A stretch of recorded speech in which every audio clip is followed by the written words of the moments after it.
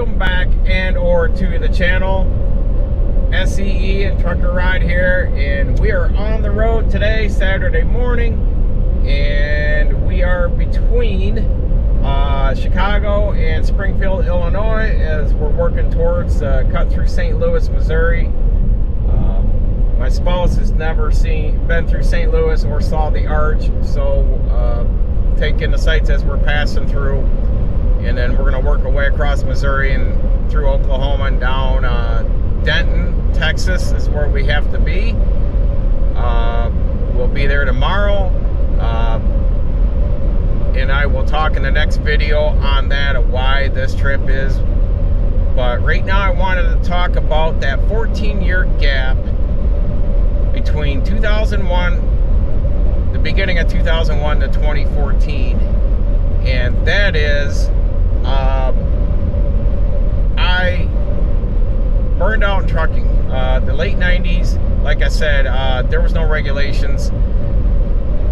Trucking was nearly 100-hour weeks through the season, and when I was over the road, if you weren't willing to play ball and bend the rules, and you wanted to play by the rules, they would not throw you work.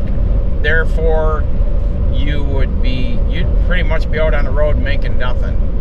So you had to bend the rules, run extra logbooks, and take a chance with the law.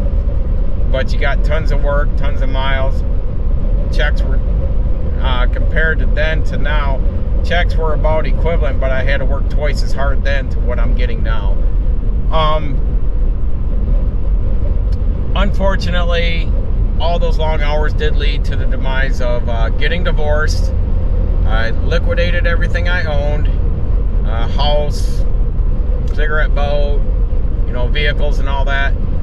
All my mechanics tools gone, sold everything because I was that upset, that I just wasn't getting anywhere. And the reason I turned the tables and walked away from driving is I met this guy that was caring for me. He was a chiropractor. He still is. He's still a good friend. We still talk every once in a while. He was treating me because my back was getting pretty beat up in the truck, and talking with him on every visit, noticed that he had conveyed to me that he was only working like 35, less than 40 hours a week, and he was making 6 figures a year. This is in the late 90s. So I got more, I want to say, what entails to become a chiropractor. So I really got, I want to say, involved with, I think I want to change my career. And he told me, and this was leading up to, but me wanting to make a career change, well, then my divorce happened right at the same time. So the move was liquidate every material thing I had, pack everything in a compact car, and I went to Atlanta, Georgia to Life University to become a chiropractor. Now, I was down there all of 2001 and 2, moved back, and the reason I moved back, now, I got a lot out of school down there, and I was dual enrolled because I didn't need a bachelor's degree to start the chiropractic program because I was from Michigan. Only a couple states at that time required you had to have a bachelor's degree before you started the program, and that was Florida and California. I was working on my bachelor's and going to chiropractic school. So when I had left, I was 2.5 years away from being a chiropractor.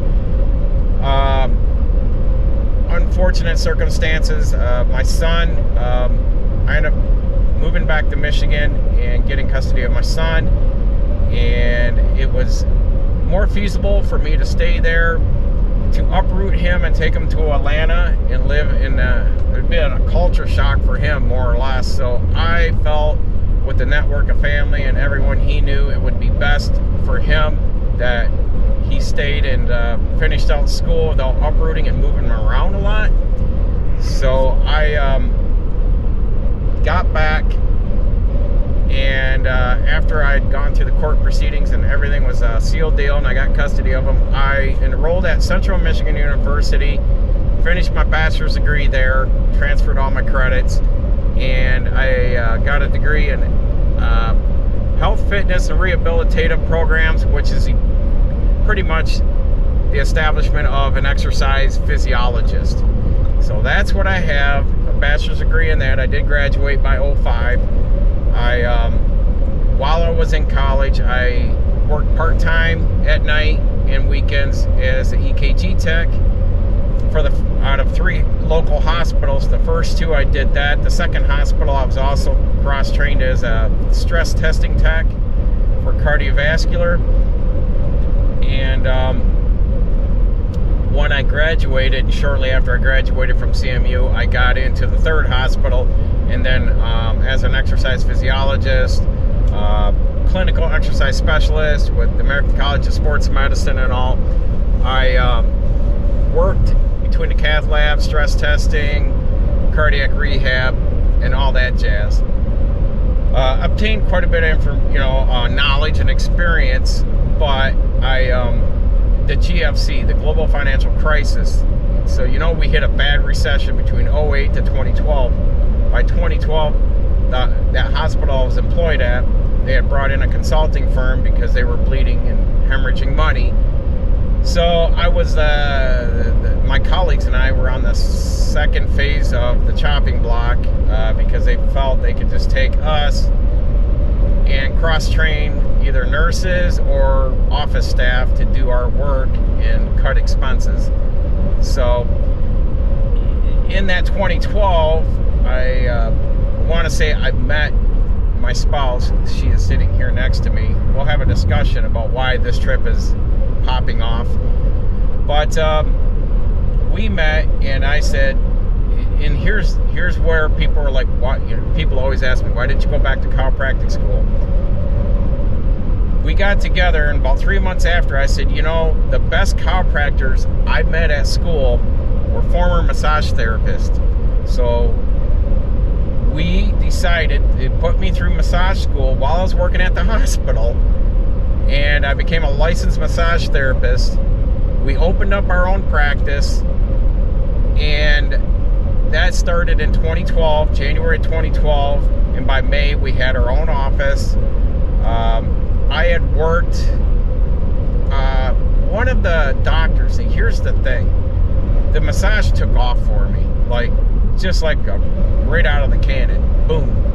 And I wasn't even out of massage school, and I was already hired by a professional football team, and that was arena football, former NFL players and all. But the team doctor for the team that I worked with, he knew me, the way I did massage, and in my exercise physiology background, my wife and I were literally spectators in the stands. She bought me the ticket to take me to that game, and she's sitting over here with a smirk, but we were sitting in the stands. The team doctor at halftime saw me in the stands. I waved and said hey and all that. Jason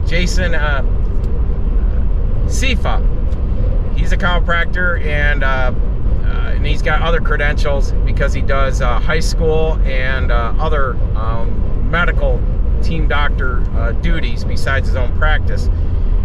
But he pulled me out of the stands at halftime, introduced me to the owners and a few of the former NFL players, and I was working the second half of the game, wasn't I? Or did I go back up in the stands?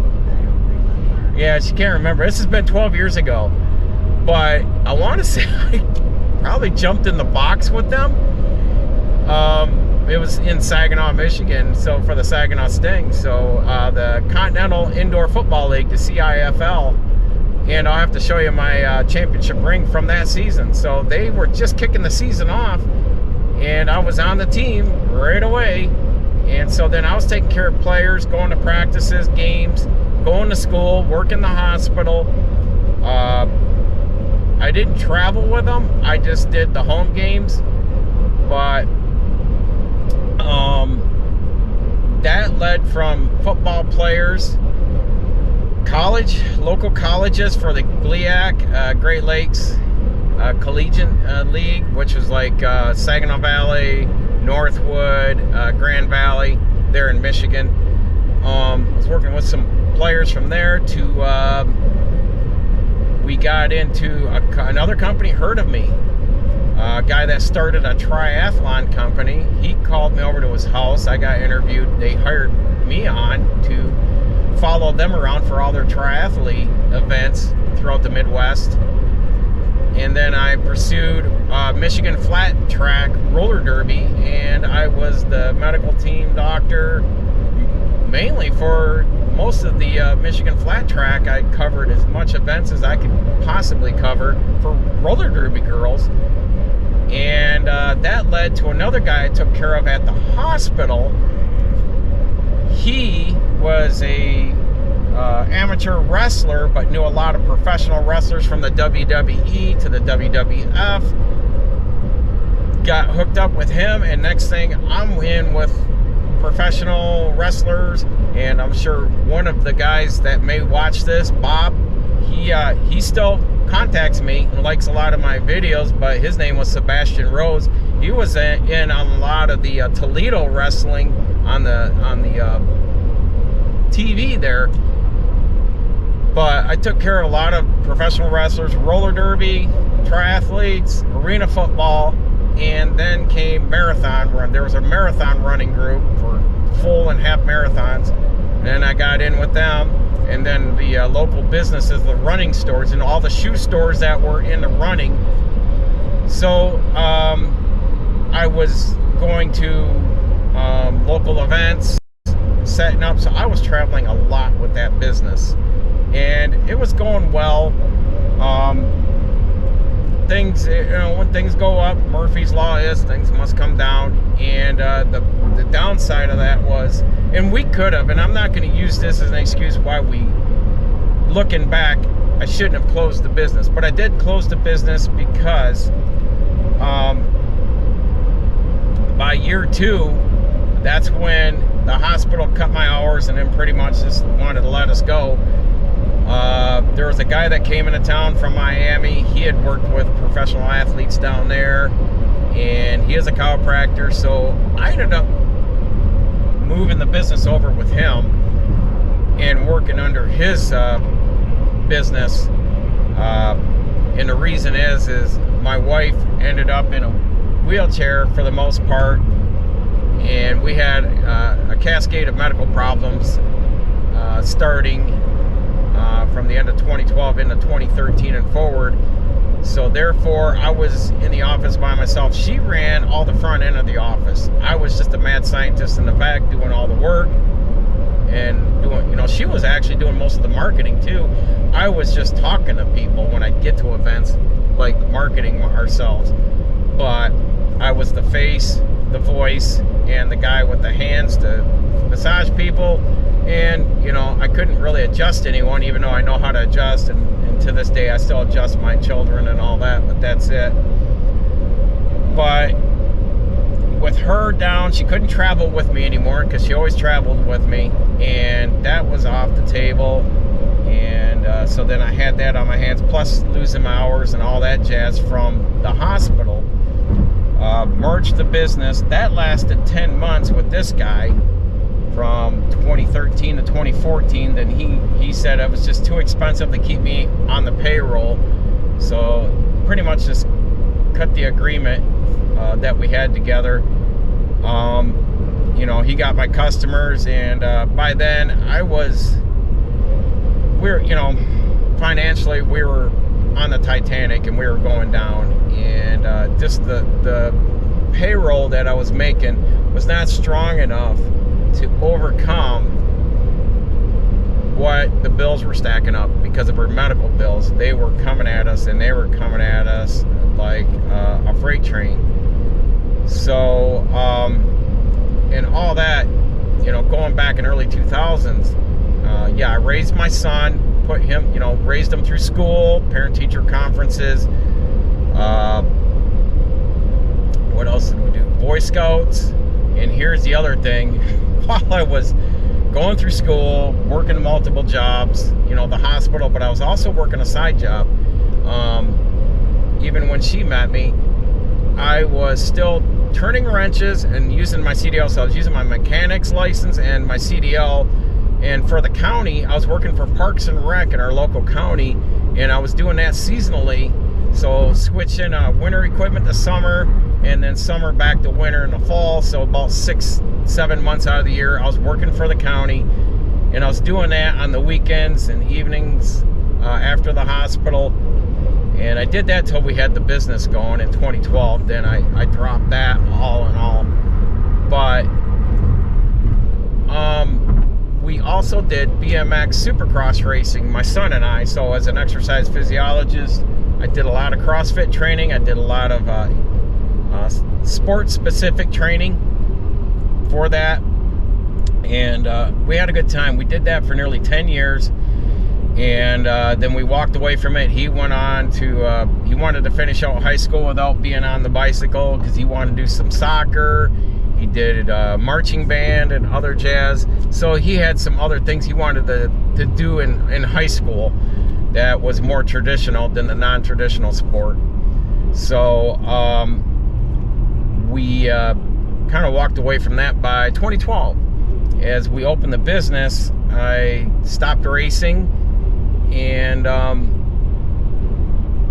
shortly after, I want to say about 3 years after that, we sold all the rest of my race bikes and equipment. So I'm just down to a mountain bike and a couple mountain bikes, that's it. So I sold everything, my road bikes, mountain bikes, my freestyle park bikes, my supercross bikes, everything got liquidated, and we donated all our trophies to the local track that we like to race at, because it was just too much. Literally 2 pickup truck loads of trophies. So it took about a third of our living room up having those, and the plaques all on the walls, from all around the living room, kitchen, and all the way up the stairs to the bedrooms at our townhome. So yeah, we got rid of everything, and my son's out in California now. He's doing well, software engineer, IT analyst, and he's got his race bike and gear out there. That was the one thing he wanted to take with him, and his snowboard, because we did a lot of snowboarding too together. So there are stories to be told about BMX racing and snowboarding. He and I, we had some telltales of some really good times traveling the United States and doing that. So I just wanted to cover that in between, but at the end, yeah, all sport massage solutions, all sport and massage solutions was our business, and we take this off, because that's gonna get annoying. So we, he finished out his last couple years last 2-3 years of high school, went off to college, and then he went off to he graduated from Grand Valley University, and then he went off to California just as my daughter was a year after my daughter had moved back from California. So both kids have done very successful things away from their hometown and their home state, and I commend them for that, because I think every kid should step away from the bubble and the security of home, and breaking that homesickness cycle to be able to know how to live and fend on their own without, parents or family or that security net, being able to know how to find solutions to life situations. But so anyhow, we pretty much sold the business, and we were going under financially. We actually saw a bankruptcy attorney by 2014, and they said between my student loans and the medical bills, that if we put the medical bills in bankruptcy, then the doctors have the right to fire her as a patient and not see her anymore, and that would burn that. So I took it on the chin, and I looked at her and I said, the only way we're going to make money is I got to go back to driving. So after 13 years, I said, I got to climb back in the truck. And the obstacle we ran across is when I started applying for driving jobs, because I had a few customers when I was massaging that drove locally, and they were making about $75,000 a year. And I thought, man, that's a lot better, because I was only doing about 42 at the time. And I started applying for jobs, but I said, if we're going to make it, we have to move from where we grew up in the Midland, Saginaw, Bay City, Michigan area is where we grew, born and raised and met. But I said, logistically, we need to go to Grand Rapids, because that's where the better paying jobs are in trucking. And because that area has become economically depressed, and the jobs just don't pay. But as I applied, many companies bounced back and just said, you've been out of the system for so long. I think 99% of them said, go back to truck driving, or don't go back. I never went. But they said, you need to go to truck driving school, get refreshed, and come back and apply. And I just laughed at them. I said, seriously, this is a brouhaha joke.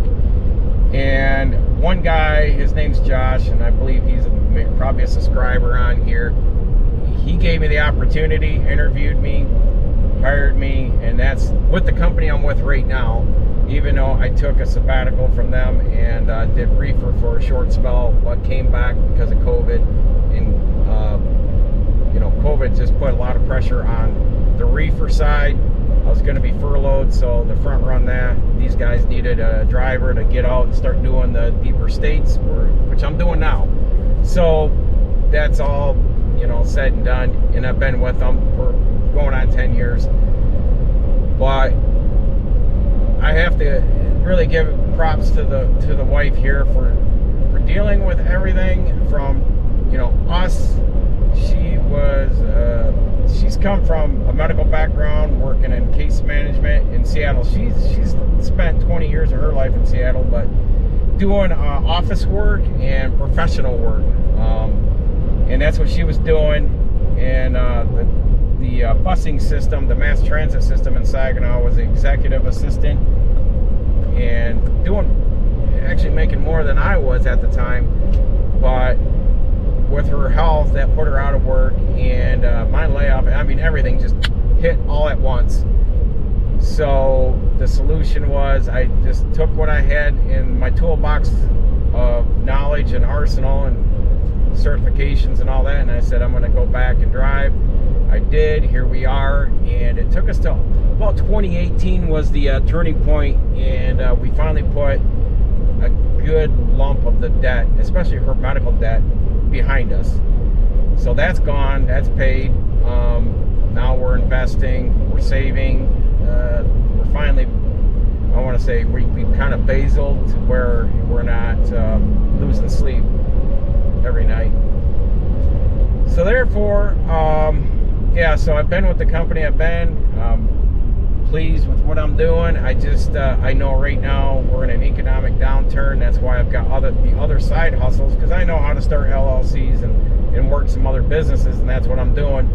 Because eventually, and our CEO knows, she knows I'm the oldest driver, and at some point, I'm not going to be able to do that work forever. And I want to be able to transition to cash flow money. I don't plan on just sitting back and drawing money out of, required minimum distribution out of investment, pension, anything like that. I'm always going to work until the day I die. I'm always going to be doing something. It's probably going to be more using the computer, doing more online business stuff, and cash flowing that way. But I always want to be cash flowing and getting money going into the investments and all that.